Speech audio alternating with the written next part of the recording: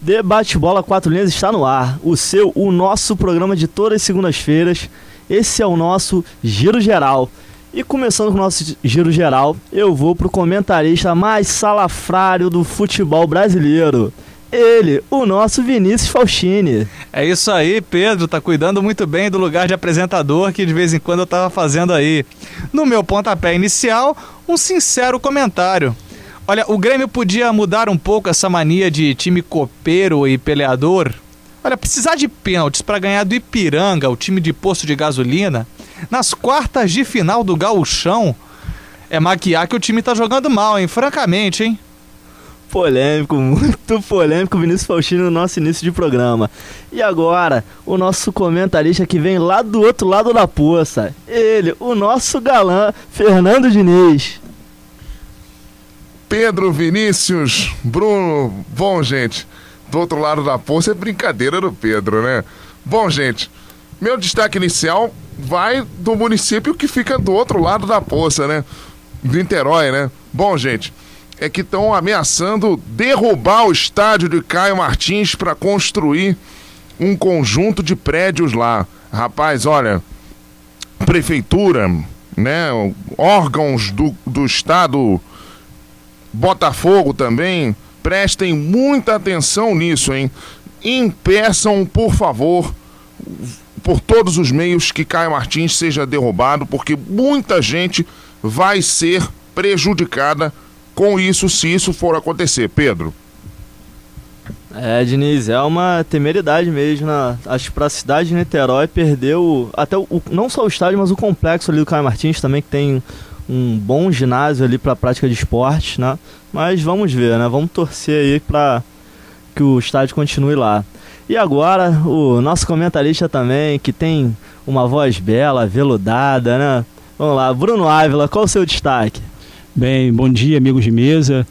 Meu destaque ele fica por conta das rodadas nos campeonatos europeus, tanto no campeonato inglês como no campeonato espanhol, o jogo do Manchester City, Manchester United, um belo jogo, vitória do Manchester City. Até que enfim, vitória do Manchester City, né? E por último vou falar aqui do Real Madrid e Barcelona, que foi um baita jogo, mas que poderia ter sido um pouquinho melhor, porque no segundo tempo ele deu aquela esfriadinha, só foi melhorar depois do gol do Real Madrid. Verdade, é verdade. Eu esperava um pouquinho mais do jogo também, Bruno. Mas é o primeiro de 4 confrontos que vamos ter em 18 dias, né? Isso aí. Tá? E o nosso giro geral vai começar. O que teve de jogo nessa rodada não foi brincadeira, né?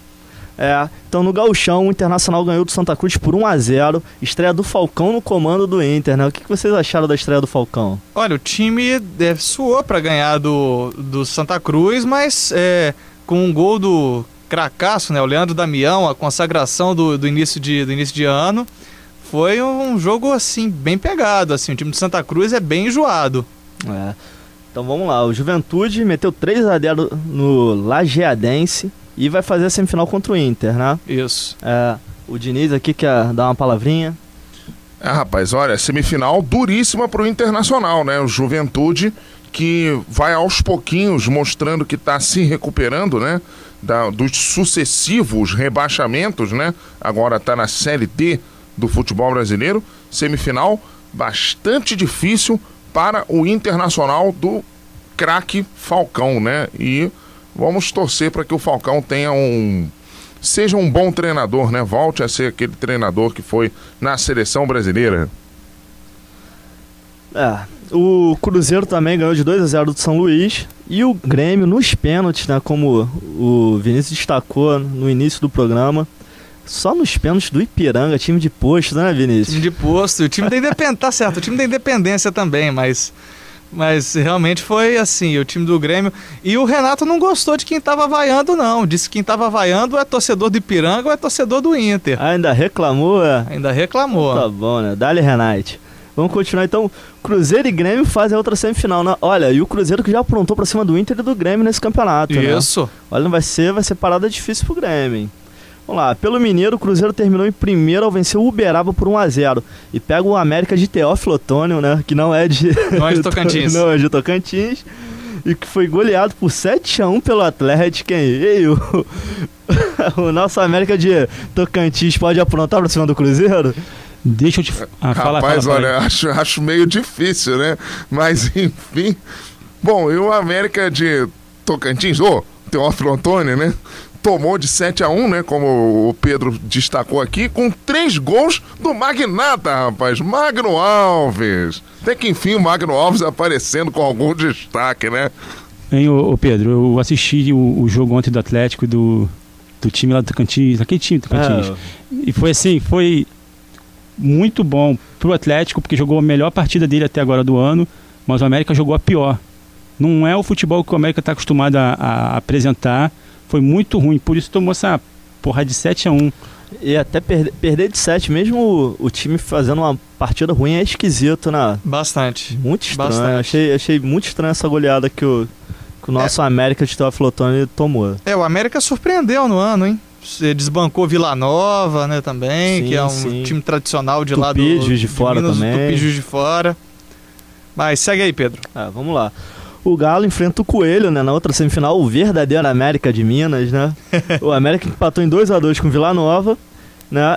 E Ipatinga e o Funorte que eram pra Série B do Campeonato Mineiro, né? Olha o Ipatinga aí, que até pouco tempo tava na primeira divisão, né? É uma derrocada do Ipatinga, uma coisa feia mesmo. E tava muito mal também no futebol nacional. Depois do descenso de 2008, é ladeira abaixo. Ladeira abaixo, verdade. Aliás, o Vila Nova empatou com o América Mineiro com um gol, como diria Tadeu Schmidt, né? Com um gol em sociedade, né? Que a bola bateu na chuteira de um dos zagueiros e bateu no montinho artilheiro antes de entrar, né? Um gol em sociedade. Que beleza, né? Vamos lá, agora Paulistão tá no ar, né? O São Paulo terminou líder, mesmo empatando com o Oeste 1-1. O Oeste terminou em sexto. O Palmeiras ficou em segundo, perdeu por 2-1 para a Ponte Preta, que ficou em quinto lugar. Olha, a Ponte que para mim é o único que pode complicar para os times grandes aí do Campeonato Paulista. O Corinthians fez 2-0, já rebaixado Santo André, né, e terminou em terceiro. Em quarto, o Santos venceu por 3-0 o Paulista, né, fez 2 gols muito rápido no início do jogo. Depois da Ponte do Oeste vem o sétimo, Mirassol, né, Mirando o Sol, né, como diria o nosso Diniz, que perdeu por 3-0 pro Botafogo de Ribeirão Preto. Beneficiado por tropeço São Caetano, que perdeu por 2-0 pro Linense em casa, e o Paulista, que perdeu pro Santos. A Portuguesa ficou em oitavo. Olha a luzinha chegando, né? Luzinha chegando, e depois que o Dodô saiu, hein? E depois que o Dodô saiu, Dodô foi pra Americana, né? Isso. Que derrocada também na carreira do Dodô, hein? Então as semifinais ficaram o seguinte: o São Paulo terminou em primeiro. As quartas de final, aliás. Quartas de finais, perdão. O São Paulo terminou em primeiro, pega a Portuguesa, né, que ficou em oitavo. O Palmeiras em segundo pega o Mirassol, que ficou em sétimo. O Corinthians ficou em terceiro, pega o Oeste, ficou em sexto lugar. E o Santos, eu acho que faz a partida mais complicada, que ficou em quarto, pega a Ponte, que ficou em quinto lugar. O que vocês acham aí dessas quartas de finais do Campeonato Paulista? Ainda bem que a gente vê que os times do interior, os times que estavam como o Mirassol e o Oeste, eles podem fazer frente, mas eu acho que no final acaba dando a lógica lá em São Paulo. Você acha que a Portuguesa pode fazer frente ao São Paulo, Vinícius? Eu acho pouco provável, não sei. O time da Portuguesa é sempre um mistério. Ultimamente eu acho que... É sempre duvidoso, né? A Portuguesa sempre decepciona, tá decepcionando muito em reta final. Isso aí que eu acho que já percebi muito do time da Lusa. E pra você, Bruno? Bem, eu acho que a Luz, ela pode de repente vir fechada, vir para atrapalhar o São Paulo, sabendo que não vai conseguir vencer. Ela pelo menos vai vender muito cara a derrota para o São Paulo. Eu acho que não passa disso, não. Aliás, falando nesse jogo entre São Paulo e Portuguesa, o São Paulo foi punido com perda de mando de campo por conta dos objetos atirados na partida contra o Corinthians, na Arena Barueri, e a gente ainda não sabe onde é que vai ser esse jogo. Vamos lá, vamos continuar. O nosso giro agora entra no Campeonato Carioca, né? No grupo A, o Vasco terminou em primeiro após empate em 2-2 com o Olaria. Isso. O Flamengo perdeu a chance da liderança, né? Ao empatar 1-1 com o Macaé, com aquele pênalti, né? Aquele tiro de meta do Ronaldinho, né? A bola daqui a pouco tá passando por aqui. Eu acho que ela bateu aqui agora, hein? Perigoso, vamos lá. No grupo B, o Fluminense venceu o Nova Iguaçu por 1-0, se garantiu como primeiro do grupo B, né? Um jogo bem morninho, né? Foi bastante. Fluminense... Até porque o Fluminense já estava classificado praticamente e o Nova Iguaçu estava tranquilo, né? Não podia ir para frente, não podia ir para brigar por liderança, nem pelo torneio de consolação, o Carlos Alberto Torres. aí jogou com mais tranquilidade, não fez muita frente. Nova Iguaçu treinado pelo Zinho. Pelo Zinho, verdade, assumiu o time do Nova Iguaçu. E até o Nova Iguaçu até já tinha liberado alguns jogadores, como o Cortez, que já até estreou no Botafogo pela Copa do Brasil. Era um time que não almejava mais nada no Campeonato Carioca. E o Botafogo, em mesmo vencendo de 3-1, já rebaixado a América, acabou não conseguindo a classificação. O que a gente pode falar também pro torcedor botafoguense, né? Olha, ainda mais pela partida contra o América, assim, que era para ter feito um pouquinho mais contra o América, um time rebaixado, um time totalmente frangalhos, com a autoestima lá embaixo, e o Botafogo também demorou para render, assim, não rendeu tanto contra o América. Sinceramente, eu acho que a gente tem que fazer o coro da torcida. Queremos jogador. É verdade, Vinícius. Até o Caio Júnior fez muitos testes, né? Botou uma garotada ali pra jogar. Mas é complicado botar a garotada nesse momento, também é dificuldade, né? Pode queimar os garotos. Deu uma de professor Pardal de vez em quando, mas a gente já fala no bloco dedicado ao time alvinegro. Sim. E também, só fazer uma bola também no futebol internacional, como o Bruno já tinha adiantado. O jogo, né? Real Madrid-Barcelona, que terminou em 1-1 no Santiago Bernabéu. Um lindo mosaico da torcida do Real Madrid, você viu, Bruno? Muito lindo, muito bonito mesmo. Né? Eu espero que quando o Maracanã esteja pronto, dê para fazer aquilo do Maracanã também, porque o desenho é de futebol europeu. O estádio europeu, geralmente, a gente tem um desenho parecido. Sim. E essa quarta-feira a gente vai ter o segundo confronto, né? Que vai ser pela... Se vão ser 4, já aconteceu Copa... o segundo confronto, né, em menos de uma semana. Isso, serão 4. Um já aconteceu, vem esse agora pela Copa do Rei e depois mais 2 pela Liga dos Campeões. Liga dos Campeões. Né? E aí, qual o palpite aí? Bem, meu palpite vai ser jogos duríssimos, mas uma leve vantagem para o Barcelona, que já vem jogando um ótimo futebol, e o Real Madrid engatinha, joga bem, se perde, volta, ele é meio inconstante, né, quando joga com o Barcelona. Eu acho que o Barcelona é favorito, né? O Barcelona atualmente é o melhor time do mundo, mesmo o Real Madrid também tendo grandes estrelas, mas acho que o Barcelona ainda é favorito. O nosso giro geral vai chegando ao final e agora vem o recado final dos nossos comentaristas, Vinícius Faustini. Olha, Pedro, ainda bem que os estaduais estão chegando ao fim, hein?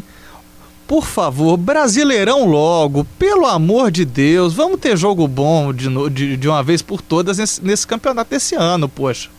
Valeu, gente. Até a próxima. Fernando Diniz, o seu recado final. Bom, meu recado final... Olha, meu recado final vai lembrando aí um outro clássico inglês, né? Arsenal e Liverpool, que também foi emocionante. Gols depois dos acréscimos, né? Enfim, 1-1, o jogo foi bem emocionante. Bem lembrado, jogo muito emocionante mesmo. O Arsenal fez 1-0 no finalzinho, gol de pênalti, e no último segundo do jogo o Eboué fez um pênalti assim, inacreditável, né? E deu um empate pro Liverpool, incrível. Coisa só acontece com o Arsenal, hein? O Arsenal parecendo o Cuca, amigo. Chega na reta final, dá problema, dá chabu. E Bruno Ávila, qual o seu destaque final? Bem, meu recado final vai pro senhor Avelange, né? Pelo amor de Deus, como é que ele tem a sandice de falar que os clubes merecem ser liberados de pagar suas dívidas? Tá devendo, tem que pagar. Imagina se o povo brasileiro, os trabalhadores, deixassem de pagar imposto de renda, de pagar suas dívidas. Olha aí, pegando um pouquinho o que o Avelange falou, eu também quero anistia lá em casa, amigo. Eu não quero pagar mais nada, não. Me anistia, por favor, tô precisando, Avelange. Todo mundo precisando de anistia, né? E o meu recado final vai pra reta final dos estaduais, até que enfim a gente vai ter jogo bom, como o Vinícius estava reclamando, né? Eu não aguentava mais, principalmente o Campeonato Paulista, 19 rodadas para classificar 8. Não precisa disso tudo, né? E 8, no caso do Paulista, 8 é pra ter garantia. Não vai ter time grande de fora. Por favor, né? Pelo amor de Deus.